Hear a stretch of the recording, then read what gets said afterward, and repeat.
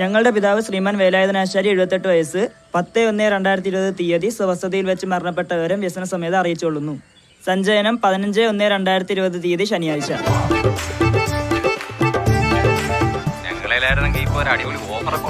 വേലായുധനാശാരിയുടെ കാര്യം ആലോചിച്ചിട്ട് സഹിക്കാൻ പറ്റില്ല. പ്ലാവിന്റെ മണ്ടയിൽ തലയിടിച്ച് താഴെ വീണു. നിങ്ങൾ വിഷമിക്കാതിരി. അയാളോട് ആർക്ക് വിഷമോടെ?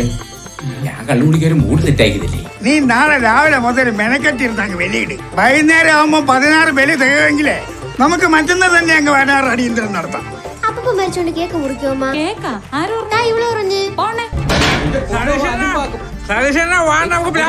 നിങ്ങളിൽ ആരോ ഒരാള് വേല വെച്ചിട്ടല്ലടാ.